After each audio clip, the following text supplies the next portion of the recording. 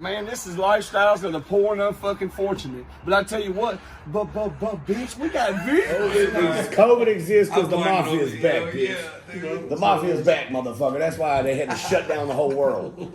Because we had to cancel 50 fucking 3-6 Mafia reunion shows. Yeah. I was opening up for every one of them bitches. Oh, man. That was going to be a nice little prosperous summer last summer. God damn it. For sure. Rob the fuck out of me, why don't you? Not even including merch. Ugh.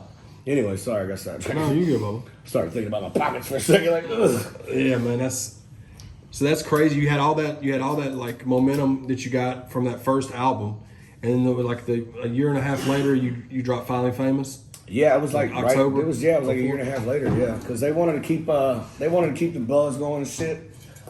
And I mean, I only signed a 4-album deal with Paul and Juicy. Mm-hmm. So they wanted to at least keep the fans wanting it. Yeah. And between the first and second album, it was like a year and a half. And I want to say between the second and third album was like 2 years. But that second album, Finally Phamous, that was pushed by Warner Brothers. Asylum. I remember it was Asylum because you and Fraser, both of y'all's sophomore albums. Yeah, because it's funny because Asylum wasn't even a fucking a record label no more. They was an old rock band label back in the fucking 80s and 90s that had fallen through and was no more. So one of Paul and Juicy's homies actually, one of the attorneys in the I can't remember dude's name, man. Damn, I can't remember his name. Fuck.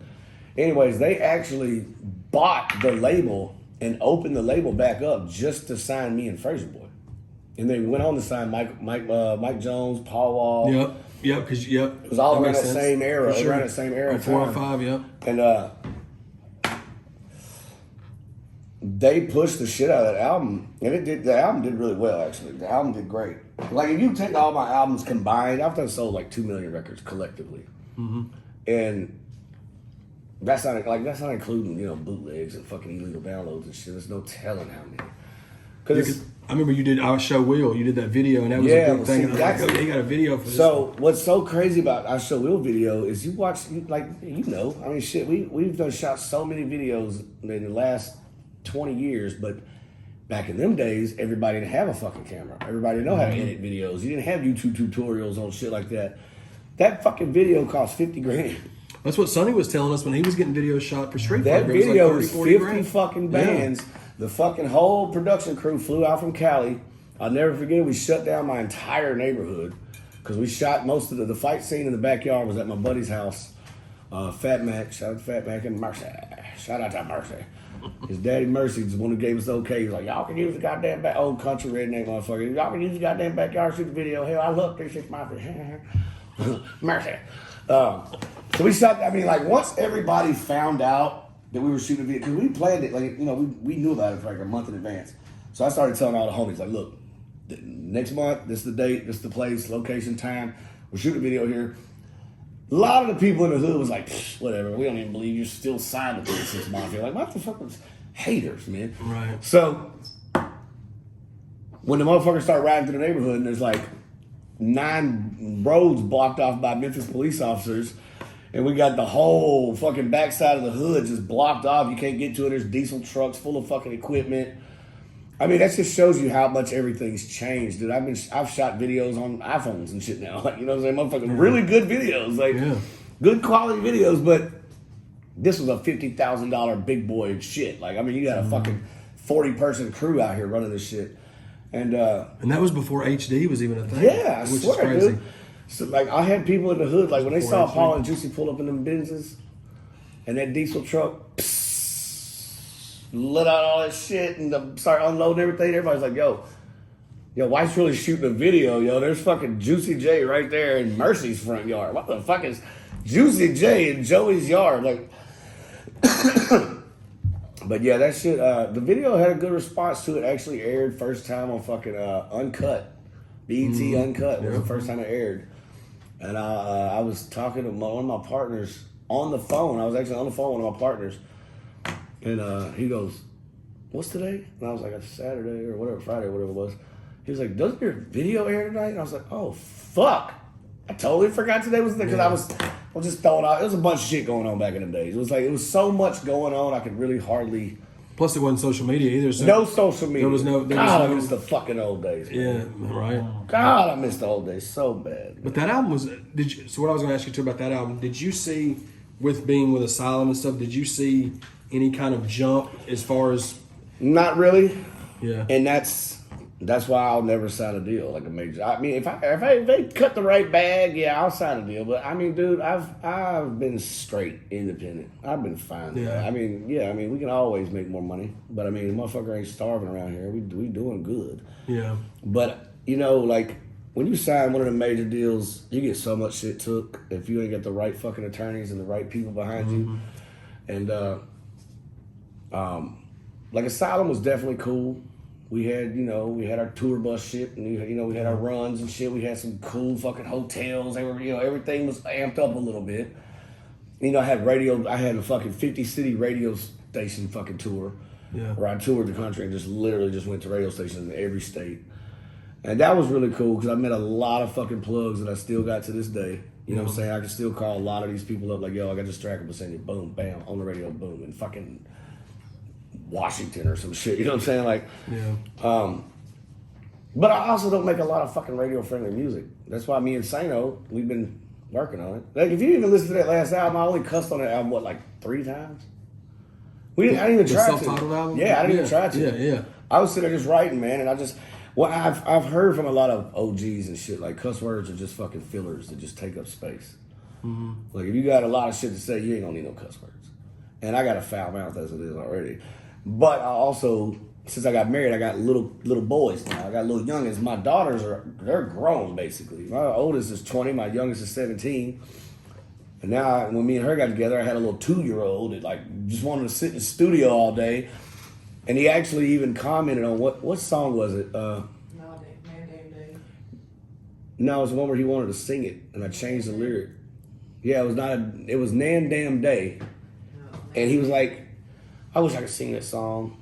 But it's got the D word in it. And I was like, fuck. Saying, oh, pull the goddamn studio. Let's change it to Nan Nan Bay. And after I changed it, that was like his jam. Like Bill rapped the shit out of that motherfucker. Mm-hmm. And but yeah, like even now he's 9, you know what I'm saying? So like I think that album, I think that had a lot to do with it. Why there's not many cuss words in there, because like I had a little man running around the house just repeating every fucking thing I said. Yeah. And, well, you've evolved now from that. Oh, I've evolved so much, dude. Like we've fucking literally been on road trips where I'll just like go back and listen to my shit in chronological order. And it's insane, dude. It's like you can hear me grow. You can hear when the Newports came in. You can hear when the Molly came in. You can hear when the Coke came in. You can hear all these different stages of my life, dude. Yeah. And like this next album, it's gonna be real Big White. It's gonna be the real Big White album because I'm just fucking grown. You know what I'm saying? I'm about to be 39 in like fucking 3 weeks. Mm-hmm. So you know what I'm saying? Like this is Big White on this next album, and I don't give a fuck. I'm gonna get a lot of points across. I've got some dope ass shit I'm planning on writing. I've got some ideas for about 11 songs that I've done wrote down. And my producer, his schedule's been crazy. My wife, I finally have a housewife now. I talked her into quitting her fucking job because COVID, she's a nurse. Mm-hmm. And they were just, COVID, it was just kicking her ass, man. Just like all the extra hours and shit. So now I got so much more time to be at the house focusing on what I can do. And she can take care of the kids. Because being a rapper, I was just at home and just wait for the kids to get home from school. I'd watch Ancient Aliens all goddamn day and smoke me a joint. But she does all the hard shit. I just wake up, rap, take a shit, rap, whatever I gotta do, go do shows. Yeah. But like, you know, having her home now, she's fixing to spend a lot more time on merch ideas, fucking booking shows, fucking just all that shit. But that's dope though, because you know that you can trust her and you know that she's the one. Yeah, because I had a couple of motherfuckers in the past that fuck them folks. So you know who I'm talking about. Yes. Was the last album you did with Hypnotized Minds on that run, was it the one and only? Was that the last of the Bad Influence? The Bad Influence was the last. That was the last one. So one and only was 07 and Bad Influence was 09. That's when we met up in Jackson. Yep. Sure the fuck was. Yep. And it was fucking weird. Now, I've had a lot of fans tell me they fucking love the Bad Influence. I personally can't stand the whole fucking album. It was rushed. Paul and Juicy flew me. Like, not only that too, because Paul and Juicy already knew how I write. Like, I literally can write a fucking verse in like 15 minutes. Lay that bitch in 2. Be out the studio.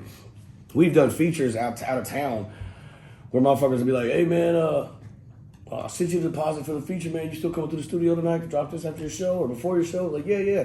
Okay, cool. We got the studio for 4 hours. Well, you're not going to need that, buddy. Because I've got a dinner reservation 45 minutes after I get there. We're only going to be there for 20 minutes. I'm like, well, I don't understand. Like, I'm a professional. It don't take me no time to write this verse and knock it out. And I think Paul and Juicy, knowing that I wrote fast, didn't really think about, just because you can write fast, that don't mean rush an album.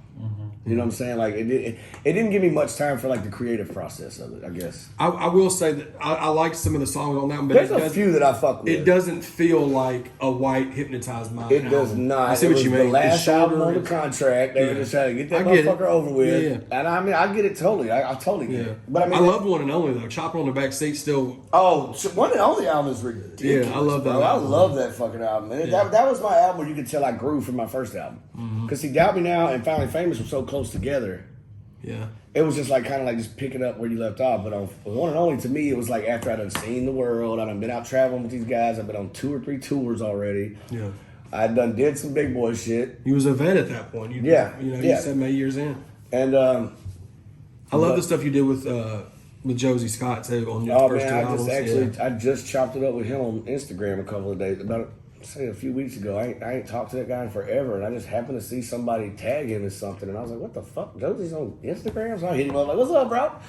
Because that shit, Homicidal Suicide on that first record, bro, that blew my mind because I was like, oh, he's mixing this with this? That shit's great. See, that was Paul and Juicy's thoughts process, man. They were like, all right, he's white, Saliva's white, they're both from Memphis. You know, they already knew Saliva, too. They did plenty of shows with Saliva. Mm-hmm. So that was an easy one. Like, that was no problem getting Saliva in the studio. And, like, we just had a good chemistry, too. Like, you know, they was big fans of ours. We were big fans of theirs. Like, Click, Click, Boom is, like, the most used song in a movie of all time. I'm sure. Like, for real. It's, like, literally, like, I'm dead serious. Like, as far as just getting you, it's been used in, like, I think, like, 91 or 92 fucking movies, something like that, like crazy number, like something stupid. Them boys sitting back and still eating off of that one fucking song, boy. And it was good too because you was able to get.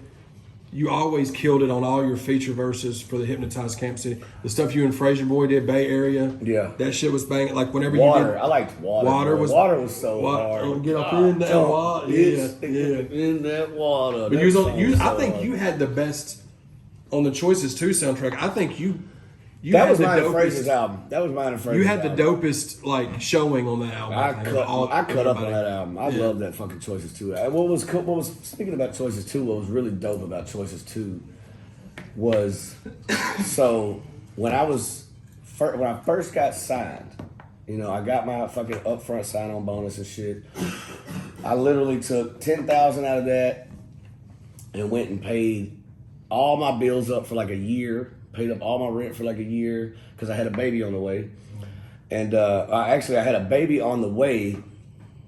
And I was working at Babies R Us. It was my dad's idea. He was like, look, son, I heard if you go to Babies R Us and get a job and you're expecting, you get 40% off everything in the store. I was like, what? So, fuck yeah, I went to Babies R Us. I was putting together fucking bed frames and bassinets and shit. I wasn't making shit, but I just got all this fucking money from Paul. Discount, yeah, and I got the discount, so it paid off. You know what I'm saying? So by the time my first daughter was born, everything I needed, I had. All my bills were paid up. I had fucking like a year's worth of fucking diapers in like a storage room out in the closet. That's smart, bro. And I mean, like, you know, my dad gave me a lot of great ideas, man, and that was one of them. It was just like, take care of everything while you got some money in your hand. We don't know how this album's gonna do. We don't know if you're gonna be the shit or you're gonna be a piece of shit. We don't know. He's like, I know I fuck with you. He's like, I love your shit, but be smart. Don't fuck your money off. That's cool that you had that guidance though, right there, bro. Because that don't. Well, a lot of people don't, man. Well, so like when I worked, so after I left that job was my dog, because once your kid's born at the place, I think you got like 3 months, you still get the discount, and then after that, you should have figured shit out before. You know what I'm saying? They cut that shit off. They cut it off. They're like, and Babies R Us ain't even a store no more, I don't think. Yeah, because it's giving y'all goddamn discount. Right? That's probably why. That folks been bankrupt. I hit their ass for all kinds of shit. And I stole a bunch of shit out the back door. See there? I had 40% off, still stealing shit. Someone Why? was putting together baby beds, writing verses about pills. I really was. I swear I would write verses on my fucking, on my, dude, I swear to God. You are not bullshitting, bro. So, after that job, this was my last job. And I knew it was going to be my last job. It was fucking Blockbuster Video. Hell yeah. And this is after I'd already been signed. I haven't had my album hadn't dropped yet. So, you know, I'm literally just working my last little job for insurance and shit like that or whatever it was. Just to have a little gas money and shit. Fuck off money. And, I'll never forget it. Like every day, I was a manager. I don't know what the fuck they were thinking. So like, this is back when like The Matrix just came out on DVD. They left me in charge at unloading the fucking Dropbox. So I'd take all the fucking nice, good new movies and stash them in the bushes. My homeboy would come pick them up that night. And they get hit with the late charges? And we go, they get hit with the late charges and we fucking... Another business. That's not in business no more. Wonder why. Let me find out I personally shut down Blockbuster and Babies R Us. God damn, the last Blockbuster is my fault. Oh shit. So look, it's closed now. I can tell these stories. I don't give a fuck. I've told them before. What are they gonna do? Fucking sue me? 20 years ago, yeah. It's been 20. My daughter's 20, so yeah, it's been 20 years. Crazy? I think I bought my Choices DVD from Blockbuster. So that's what I was gonna say. So look, I did from Best Buy, yeah. So what was funny about Choices 1 was I had to come in every day, unlock. They gave me keys. Like I had to unlock the stores, crank up the whole building and shit, and I go out there every morning. I had to unload the fucking Dropbox, and every day I would have to put Choices 1 on the shelf, knowing I was going to be in part 2. Mm-hmm. And that was some full circle shit right there. I mean, like some real full circle shit. Yeah. And I would call Paul and Juicy like, "Oh, this shit's crazy, man. Like, I'm stocking the shelves at Blockbuster with Choices 1." And then like, Paul calls me up and he's like, "We got a release date, March 4th." I was like, March 4th. So it was like January at the time. I was like, all right, I ain't gonna say nothing to my boss. I didn't say a fucking word until like March the 1st, that weekend or whatever it was. Man, I walked in there. He came in. My supervisor was working that day. He was already there that day. I came in. I was like, hey, man, just gotta let you know, been a cool-ass job. But I started taking that shirt off. I dropped that bitch on the desk. He was like, what are you doing? I was like, album drops this week, boss. I gotta go. Got shit to do. And literally just quit. Left him right there by himself in the middle of the... You're probably right. It's my fault Blockbuster is no longer in fucking business. But yeah, like as of that point, I just quit my job. My buddy BJ had a fucking 2-door Cutlass with a fucking 383 stroker in it, sitting outside, just waiting on my ass, bumping a new Project Pat album, 215s in the trunk, 4 6x9s across the back dash, just screaming. I literally busted the door open. I said, I'm free. Walked out there, jumped. Dukes of Hazzard jumped in his car because he had the window down. I literally just jumped up in the window. It's like, boom, boom, boom. Get me the fuck out of here. He fucking lights the tires up. Bumping North Memphis or something, dude. It was just funny. The manager's in the doorway like, what the fuck? God, I wish I could see that dude. So great, dude. Shout out to Derek, man. Derek, if you're watching this. Shout out to Derek, dude. If you're ever going to see this dude, I apologize, but I don't apologize. Because you've seen my career, motherfucker. So... Once you imagine what his stories about you people are. Yeah, you know what I mean. You know he used to work for me, right? He used to work for me, right? Yeah. I didn't think about that. That's fucking funny. It's probably like his claim thing. For sure. So when you wrap up the 4 album. Sorry, I'm bouncing around. No, it's fine, bro. It's fine. Yeah. The 4 album obligation with 3-6. How did that go from there? Did y'all just? It was just like an obligation. You fulfilled it, and then you just y'all parted ways. No, actually, I was. So look, in the beginning, in the first and foremost, I'm a fucking 3 6 Mafia fan before I was anything. And me and Paul developed such a tight relationship. Like me and Juicy are super cool. Me and everybody else super cool. But me and Paul was a mentor, a friend, a father figure. After my dad passed away, he really stepped up and was right there. You know.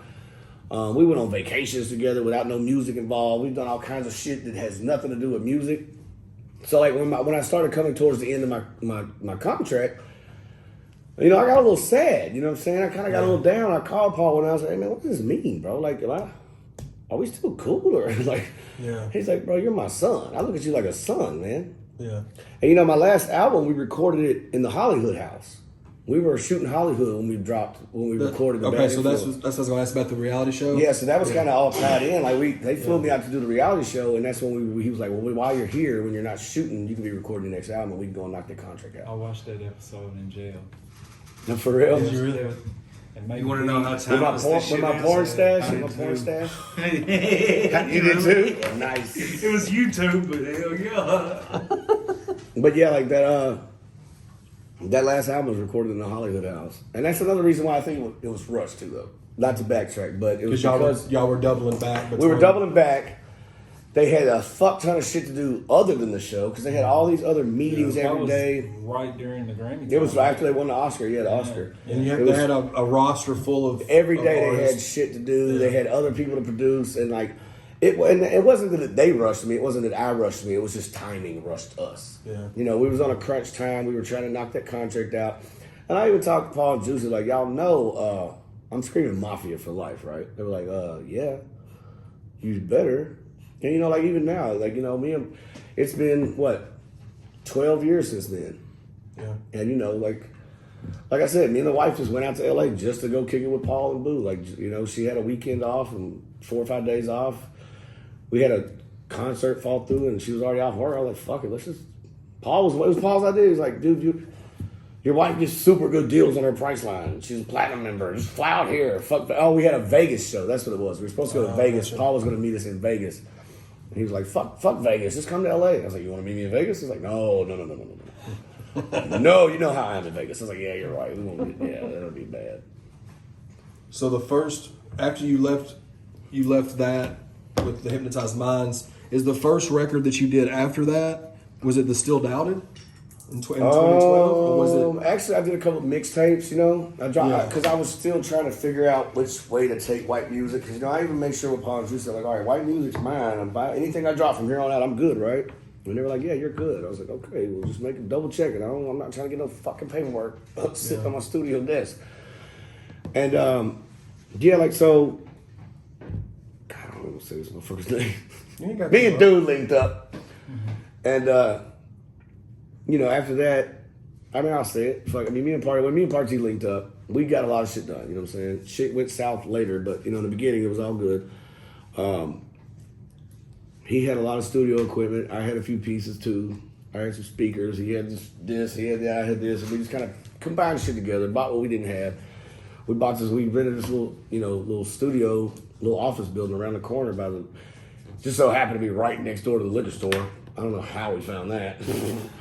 Easy access. But we ended up knocking out a few projects out of that little studio we got. We knocked out the Still Doubted, which we did. Like I said, we did the Cocaine and Kush mixtapes. Yeah. We did 2 of those. And the White Christmas was later, right? The White Christmas kind of around all that same time. Okay, so I think the first White Christmas actually came out before Still Doubted. Okay. Actually. I'm just looking at your. Okay. Yeah. No, I'm actually looking at what you're looking at, so I can remember too, because it's been a long ride, buddy. Sure. You had a lot of big features on that record too. On the Still Doubted one? Yeah. Yeah. We had Buck on there. We had Pastor Troy. You even got our homie Big Lazy on the song. That's Big our Lazy's on there. Yeah, that's our people, yeah. Damn, I ain't thought of Lazy, man. I forgot about this song. Yeah, Bubba was on that song. Show Some Skin. Yeah, we would pull, because like I told Paul and Juicy, if my next album features, because like back in them days, like they didn't want features on my album. They wanted me to stunt. They didn't want to pay nobody else either. Well, you barely had any on the first. I didn't have none of them. I mean, the only features I had on the first album was, Hypnotized Minds artists. Yeah. But like, I told Paul, like as a matter of fact, Paul's the one who plugged me with Buck.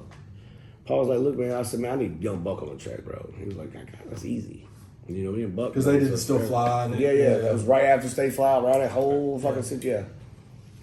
So yeah, that was around that time, because that was 20. Well, it says Still Doubted was 2012. I guess we can kind of get into this part. How did you link up with Jelly? How did that become? Okay, so all right, this is actually a good one. God damn it, I didn't want to smoke a cigarette on here, but I got to. We pause. No, you're good. I mean, shit. Can I get a cigarette, please, babe? Do you have iPhone? Yeah, you need a charger? Yeah. Will you grab your charger also, honey bunny? You good? Oh yeah. Shout out to my wife. She's rocking bunnies merch right now today, too. Heck so. yeah. It's a family affair, man. You know, we support each other's.